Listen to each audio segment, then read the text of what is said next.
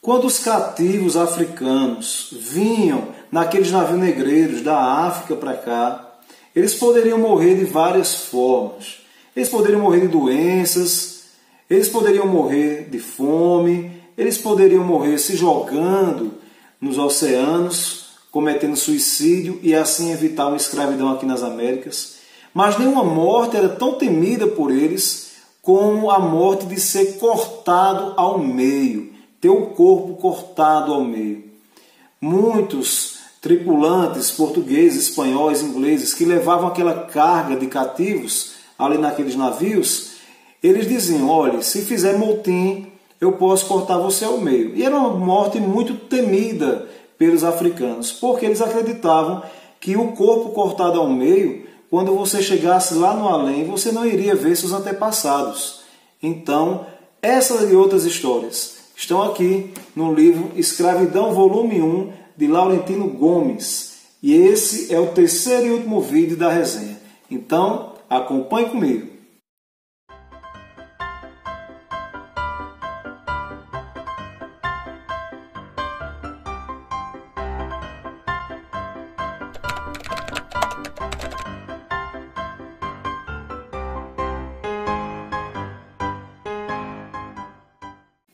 Nesse vídeo de hoje nós vamos começar falando de um santo que foi gerado nesse período. Foi o São Pedro Claver. São Pedro Claver, ele era um padre jesuíta que veio da região da Catalunha e ele foi enviado para o porto de Cartagena das Índias, atualmente a Colômbia. Esse porto de Cartagena das Índias era um dos portos que mais recebiam escravos durante o período da escravidão. Então, o padre Pedro Claver, ele tinha um carisma muito interessante e muito bonito para a época, né? A gente já comentou aqui algumas situações em que parte do clero apoiava e fazia menções, tentando justificar a questão da escravidão. Mas isso não aconteceu com o São Pedro Claver. Aqueles negros africanos, quando chegavam nos navios, eles eram acolhidos por São Pedro Claver ali no porto de Cartagena das Índias, lá na Colômbia. Então ele descia até os porões daqueles navios, quando aportavam aqui nas Américas. Ele passava semanas naqueles porões, os porões não tinham ventilação, os negros africanos chegavam aqui muito doentes, desnutridos, com marcas de grilhões aqui nos pulsos e nas pernas. E São Pedro Claver ficava ali cuidando deles até eles ficarem curados. Esse dom que o São Pedro Claver tinha, ele foi tão forte que ele ainda fez um quarto voto. Como bem se sabe, na Igreja Católica, comumente existe 3 tipos de votos: o voto de obediência, de pobreza e o voto de castidade. São Pedro Claver fez um quarto voto por livre e espontânea vontade, que foi o voto de sempre escravo dos etíopes. É como o etíope era um nome genérico para os escravos daquele período ali. Então era como se dissesse, sempre escravo dos escravos. São Pedro Claver viveu 74 anos. Desses 74 anos, 40 deles foram dedicados a cuidar dos cativos que chegavam aqui na América. Ele acabou falecendo, morrendo da peste. Mas o futuro lhe rendeu as honras dos altares. Tanto é que o Papa Leão XIII canonizou São Pedro Claver e chegou a afirmar o seguinte: Pedro Claver é o santo que mais me impressionou depois da própria vida de Jesus Cristo. Isso aí. Hoje São Pedro Claver ele é considerado o padroeiro da Colômbia. Então, uma história muito bonita aí que a Igreja Católica deixou. A gente viu aí a história do São Pedro Claver, mas também tem outra história bastante interessante, bastante curiosa, que é relacionada ao reino do Congo. O que é que aconteceu, né? Diante de toda essa atmosfera que a gente observa aí sobre a escravidão, né? Apesar de ser um livro muito bem, a gente vê que foi uma pesquisa muito ampla, né? Muito profunda, mas é triste, né? De você observar que aconteceu isso na humanidade, né? Seres humanos sendo ali presos e sendo torturados por outros seres humanos e que ainda hoje nós vivemos um pouco dessa marca indelével aí da escravidão, com o racismo estrutural que existe aí em vários países. Teve um momento, e nesse momento houve uma tentativa de europeização com o Reino do Congo. Pensou-se, que talvez um reino lá de Portugal, no caso aqui o Congo, pudesse se tornar um país europeizado, civilizado, como se dizia na época. E como é que aconteceu essa história com o Reino do Congo? Lá no Congo teve um navegador português que chegou lá, o nome dele era Diogo Cão. Esse navegador Diogo Cão, ele capturou 4 congoleses e levou para Portugal. Ensinou a eles a língua portuguesa, o cristianismo, a como se comportar, como se vestir de acordo com a cultura europeia. Aí esses congoleses retornaram para o Reino do Congo e o rei do Congo ficou impressionado com aquele resultado, gostou daquele resultado. E ele decidiu pegar e dizer, olha, nós queremos um pouco mais disso aqui no Reino do Congo. O rei do Congo, Nzinga Anquá, ele era o rei do Congo e ele gostou tanto daquilo que Portugal fez com aqueles 4 congoleses que pediu inclusive para ser batizado. Ele foi batizado com o nome de João I. Então, Nzinga Anquá, rei do Congo, é batizado com o nome de João I e começa ali uma união diplomática com Portugal. A partir desse momento aí, Portugal vai mandar padres para lá, Portugal vai mandar alguns engenheiros para fazer construções, ou seja, toda uma estrutura para realmente civilizar, bora dizer assim, o Reino do Congo. João I, o rei do Congo, ele acaba falecendo e quem vai chegar ao reinado, quem vai tomar posse no trono, é o filho dele, Mbemba Nzinga. E esse Mbemba Nzinga acabou matando o próprio irmão para se tornar rei. E ele seguiu ali a linhagem do pai, em relação a essa europeização e pediu para ser batizado e foi batizado com o nome de Afonso I.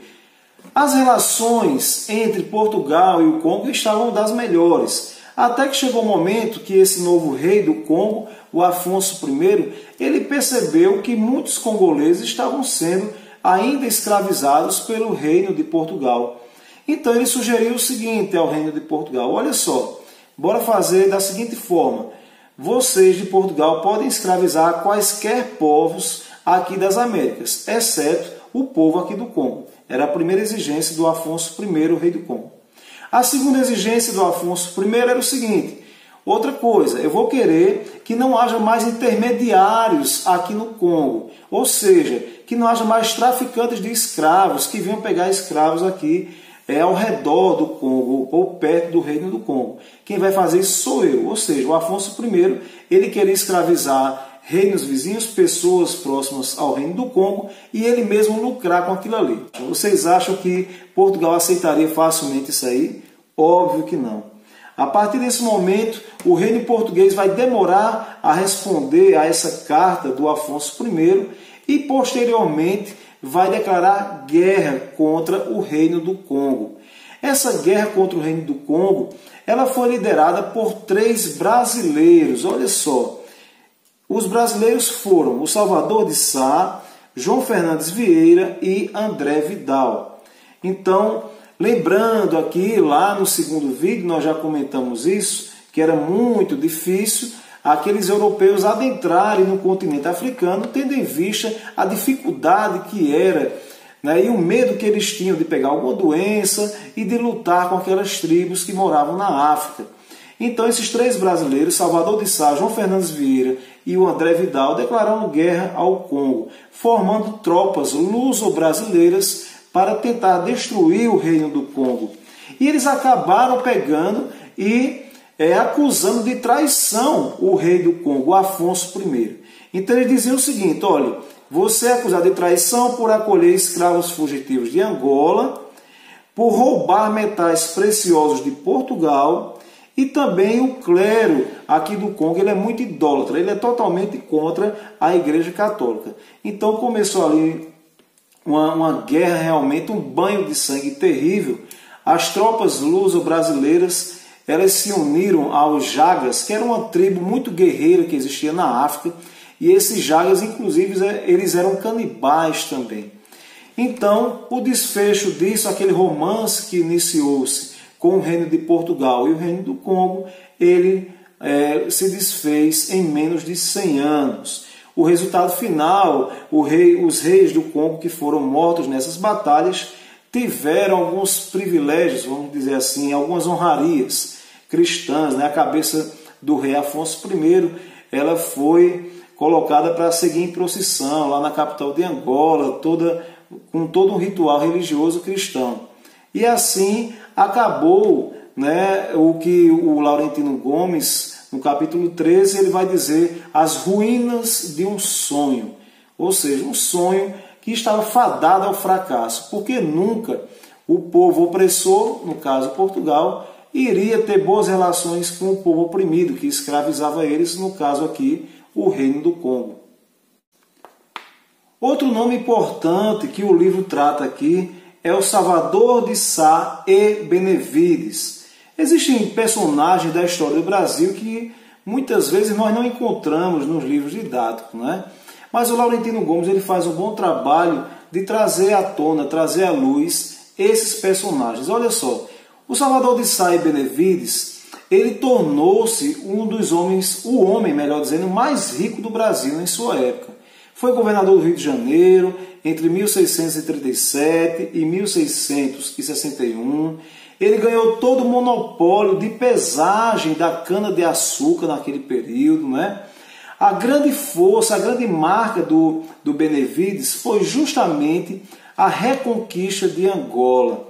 Ninguém ameaçava o reino angolano, não é? Portugal tinha problemas com o reino angolano e Benevides foi lá, guerreou contra Angola e acabou tendo êxito. E olha só, quando ele chega ali em Angola, então ele vai pegar e vai adentrar 150 quilômetros, né, no reino angolano. Ele vai escravizar aproximadamente 7.000 escravos. Ele vai aumentar em 75% os impostos que existiam ali em Angola, não é? Então vejam que ele fez um grande serviço para Portugal. Então, o Salvador de Sá, né, e Benevides, Salvador Corrêa de Sá e Benevides, ele vai ter esse êxito e Portugal vai ficar, o reino português vai ficar deslumbrado com ele, muito grato, inclusive vai doar várias capitanias para o Salvador de Sá. Tanto é que todas as capitanias do sul do Brasil vão ser entregues ao Salvador de Sá.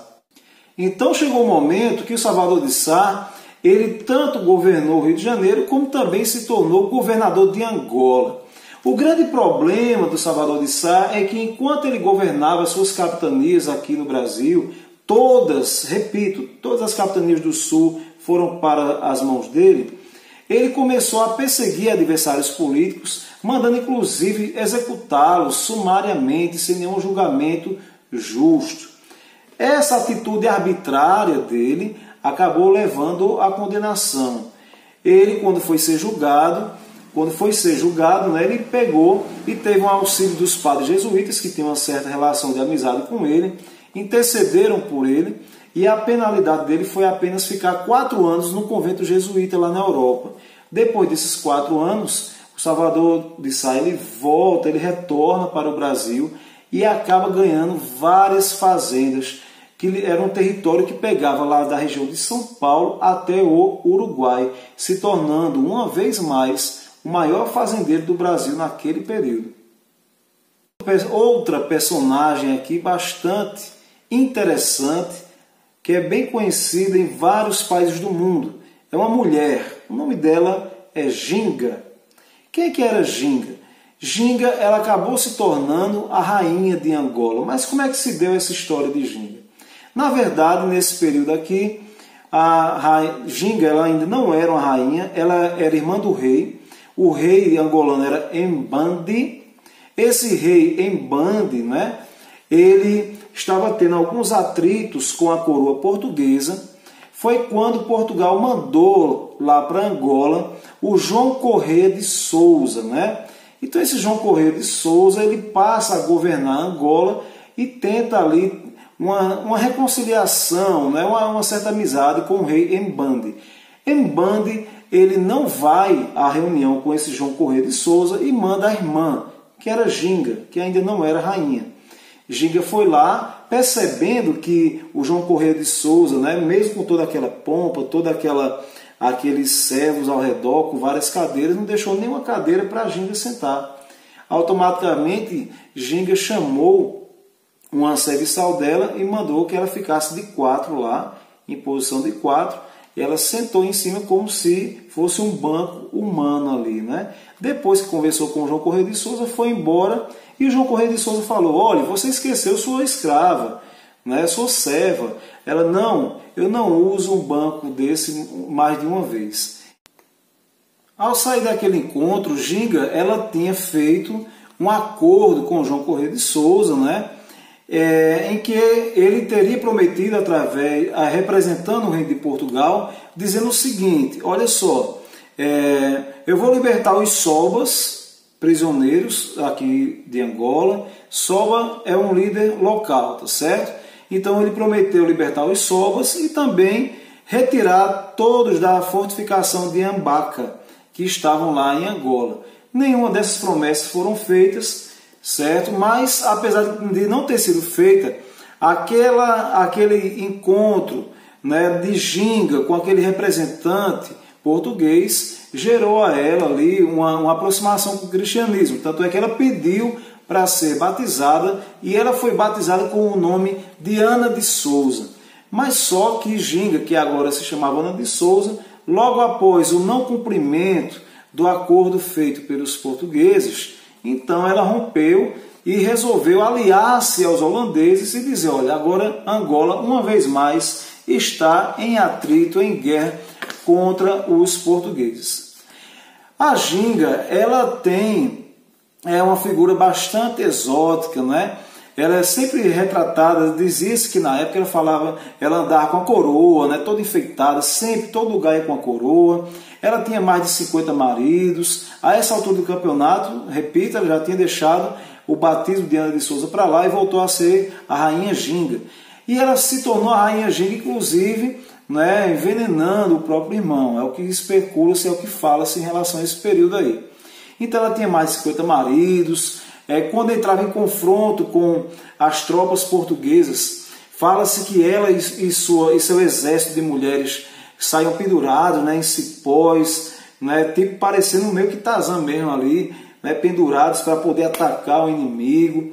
Com 60 anos de idade, né, ela dançava como um homem novo. Falava-se na época isso. Ela dança, parece um homem novo, só vive fumando e se mexe muito bem, dança muito bem. E Ginga, ela não parava por aí não, viu? Chegou um dado momento que ela disse: olha, agora eu não sou mais a Rainha Ginga não, eu sou o rei Ginga, eu sou um rei. E a partir desse momento, vocês, meus homens, meus maridos, meus 50 maridos, têm que se vestir de mulher, porque agora vocês não são mais homens, são mulheres. Então, era assim a Ginga. Essa Rainha Ginga, lá de Angola, num dado momento, com a idade avançada, ela resolve fazer um acordo de paz e propõe esse acordo de paz com a coroa portuguesa. Ela diz que está velha, está cansada e quer voltar a ser chamada de Ana de Souza. Portugal, de pronto, aceita aquela proposta de armistício, de paz, e automaticamente o reino angolano vai começar a receber muito fortemente ali padres, engenheiros, né? Ou seja, toda a estrutura de pessoas que vão ser enviadas da Europa para Angola para poder, vamos dizer assim, europeizar aquele país. Então, hoje, Ginga, a Rainha Ginga, ela é aclamada em vários países. Lá nos Estados Unidos, ela é símbolo do movimento feminista. Lá na própria Angola, ela não é símbolo do feminismo, é símbolo do comunismo angolano. E aqui no Brasil, ela é sempre retratada nas festas afro. Agora vamos tratar do Quilombo dos Palmares e de Zumbi. O Quilombo dos Palmares era um aglomerado de 18 mocambos, que ele ia lá do Cabo de Santo Agostinho, em Pernambuco, até o Rio São Francisco, na divisa entre Alagoas e a Bahia. Sendo que todos aqueles mocambos, o mais importante era onde o Zumbi morava, tá certo? É uma região muito alagada, difícil de chegar lá. Tanto é que a coroa portuguesa tentou várias vezes acabar com o Quilombo dos Palmares e não conseguiu. Umas 17 tentativas ali, porque a região realmente era muito cheia de lama. E tem o nome de Quilombo dos Palmares porque tinham muitas palmeiras naquela região. Outra curiosidade também em relação do Quilombo dos Palmares é o nome, Quilombo. Quilombo vem de quimbundo, que é uma língua falada lá em Angola que significa cabana ou arraial. O quartel-general do Quilombo dos Palmares ficava lá em Macaco, na Serra da Barriga, entre União dos Palmares e Viçosa, lá na região de Alagoas, portanto. O que é que vai acontecer? O rei desse Quilombo dos Palmares era o Gangazumba. Gangazumba era tio de Zumbi. Então Gangazumba era o rei do Quilombo dos Palmares e ele era tio de Zumbi dos Palmares. O Zumbi, ele era o chefe militar. Sempre que tinha algum conflito, ele que liderava tudo ali. Chegou um dado momento que alguns familiares de Gangazumba, inclusive o próprio Zumbi, acabou sendo capturado pelas tropas da coroa portuguesa e aprisionados lá no Recife. Então o que é que vai acontecer? Gangazumba manda 3 filhos seus para o Recife para tentar fazer um acordo de paz, o famoso Acordo do Recife. Então Gangazumba disse: olha, liberte meus parentes, que eu faço praticamente tudo que vocês quiserem aqui. O acordo que vocês quiserem eu faço para a gente ficar em paz. Então, nesse acordo do Recife, ficou decidido o quê? Ficou decidido que Gangazumba tornar-se-ia um vassalo do rei de Portugal. Ficou decidido que o Gangazumba ele governaria Cacaú, que é uma região entre Alagoas e Pernambuco, sem nenhuma interferência do governo português. Ficou decidido também que todos os parentes dele seriam soltos, inclusive o Zumbi dos Palmares, e que todos os quilombolas seriam alforriados, ou seja, nenhum daquele do Quilombo dos Palmares, eles seriam considerados escravos de ninguém. E por último, o destacamento militar, cheio de militares portugueses na região dos quilombolas, seria retirado. O que acontece? Acontece que logo de cara, o Zumbi dos Palmares, ele não aceitou aquela situação, não aceitou aquele acordo. E principalmente depois que o governo português não cumpriu o último ponto desse acordo, que foi a saída dos militares portugueses lá do Quilombo dos Palmares. Então o que é que vai acontecer? Zumbi começa a liderar as suas tropas ali e entra no confronto armado contra as tropas da coroa portuguesa. Sempre lembrando, sempre recordando que Zumbi era o líder militar do Quilombo dos Palmares. Especula-se que o próprio Zumbi tenha envenenado o tio para poder liderar aquela rebelião contra as tropas portuguesas. Os quilombolas, eles estavam vencendo as batalhas, lembrando que os quilombolas eles eram muito temidos ali. Não existiam apenas o Quilombo dos Palmares, obviamente. A gente tinha quilombo lá na região de Minas Gerais, por exemplo, no século XVIII. Estima-se que tenha tido ali aproximadamente 160 quilombos lá na região de Minas Gerais. Lá no Rio Grande do Sul, o quilombo do Barba Negra, ele fornecia pessoas do quilombo para trabalhar nas fazendas dos grandes proprietários de terra. Em contrapartida, aqueles fazendeiros, quando eles sabiam que alguma autoridade estava chegando, eles avisavam aos chefes dos quilombos para que eles pudessem se proteger. Então, os quilombos eram uma realidade realmente, fazia parte do Brasil, Porém, o dos Palmares era o mais famoso de todos. Mas como combater o Quilombo dos Palmares? Quem poderia entrar lá? Apesar de, afinal de contas, o governo português tentou 17 vezes acabar com aquele quilombo e não conseguia. Aí foi que veio a grande ideia, a contratação do bandeirante Domingos Jorge Velho. Domingos Jorge Velho, um bandeirante bastante conhecido na sua época, houve uma relutância na contratação desse bandeirante. Por quê? Os bandeirantes eram tidos como seres selvagens, indômitos, Inclusive eram mais temidos do que os próprios quilombolas. Mas, diante de uma situação extrema, o governo português acabou contratando o Domingos Jorge Velho. Logo de cara, o Domingos Jorge Velho ele fez algumas exigências que foram acolhidas pela coroa portuguesa. Por exemplo, ele disse que queria ficar com todas as terras da região de Palmares, 1/5 daqueles capturados seriam escravos dele, e também ele não deveria ser julgado por ninguém, mesmo se matasse alguém, mesmo se matasse inclusive pessoas brancas, ele não deveria ser julgado. Então essa foi a exigência de Domingos Jorge Velho, e essas exigências, todas elas, foram atendidas pela coroa portuguesa e pelo governo de Pernambuco na época, cujo governante era o Caetano de Melo e Castro. Então como é que o Domingos Jorge Velho ele pegou e destruiu o Quilombo dos Palmares? Logo de cara, ele não foi para um confronto armado, não. Ele passou praticamente 1 ano só sabotando aquele quilombo. Então ele acabava com as trilhas, ele queimava as plantações dos quilombos, ele pegava também e colocava veneno nos poços que existiam ali do Quilombo dos Palmares. Ou seja, à medida que ele ia enfraquecendo aquele território, ele ia avançando cada vez mais. Quando ele viu que era o momento, o Domingos Jorge Velho enviou 6.000 homens, liderou 6.000 homens para poder acabar com o Quilombo dos Palmares.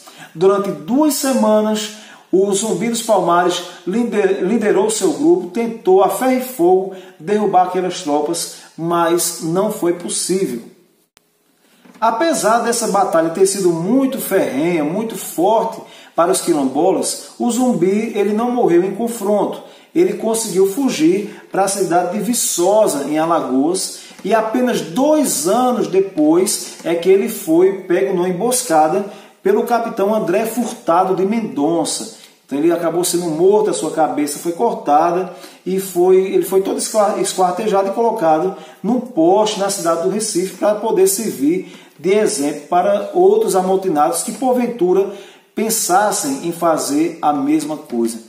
Então esse foi o fim de Zumbi dos Palmares. O Quilombo dos Palmares ele tinha aproximadamente 17.000 pessoas, estima-se, né?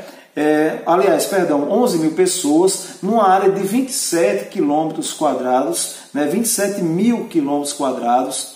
Então não era uma região pequena, ali tinha várias igrejas, ali existiam não só escravos negros fugitivos, mas eles abrigavam também brancos que fugiam de alguma condenação, abrigavam um mouro também ali com eles. Quando era noite, nas batucadas que eles faziam, essas batucadas podiam ser ouvidas de longe ali na floresta, né, na região do Quilombo dos Palmares. Enfim, hoje Zumbi dos Palmares ele passa, não vou dizer hoje, mas no decorrer da história, o Zumbi ele passou por várias perspectivas em relação ao seu significado histórico, né? Lá no período em que ele era vivo, ele era um símbolo de instabilidade política. Entre o primeiro e o segundo reinado, no século XIX, ele era tido como um sinal de barbárie, era sinônimo de selvagem, era uma imagem que deveria ser destruída, não é? Quando é no final do século XIX para o começo do século XX, a gente vai poder perceber ali uma outra imagem sendo construída, a de Zumbi, né, o líder dos escravos, aquele que tentava libertar o negro da escravidão, apesar do próprio Zumbi ter tido escravos também. Vejam como era forte, né, a questão da escravidão, como era forte essa mancha que existiu na história da humanidade. Era tão enraizado na sociedade brasileira que até os próprios negros, eles também tinham escravos negros quando eles podiam, né? O Laurentino Gomes ele vai destacar que na década de 80 teve 2 historiadores, né, que foram o Décio Freitas e o Joel Rufino dos Santos. Eles fizeram uma abordagem, né, sobre o Zumbi, tá certo? Um escreveu o livro Palmares, A Guerra dos Escravos, e o outro escreveu o livro intitulado Zumbi, em que eles vão dizer que Zumbi ele foi criado por um padre, então ele aprendeu a ler, escrever, ajudava o padre na missa, e depois ele voltou para o Quilombo para lutar pelos negros e tal. E essa narrativa, ela inclusive ela é contada lá para quem visita a região do Quilombo dos Palmares hoje em dia. Porém, não existe nenhuma comprovação do que esses historiadores falaram aí. Então, o Laurentino Gomes fala que foi bem romantizado isso. Inclusive, tem um estudioso baiano, que é o Luiz Motti, que ele chegou a falar que o Zumbi dos Palmares era homossexual e que, portanto, ele seria um dos líderes da causa LGBT. Também isso não existe nenhuma comprovação de que Zumbi fosse homossexual. Ou seja, dentro dessa perspectiva, a gente pode perceber que o Zumbi é uma figura em construção ainda, como bem defende o Laurentino Gomes em seu livro Escravidão, volume 1, do primeiro leilão de escravos até a morte de Zumbi dos Palmares. Esse livro eu indico para quem gosta de história e para quem não gosta de história.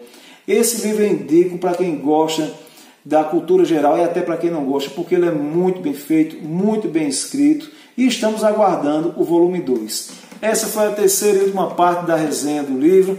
Então, curta, compartilhe, ative o sininho, espalhe para o mundo todo esse conhecimento. Um grande beijo, queridos. Queridas também. Fiquem com Deus.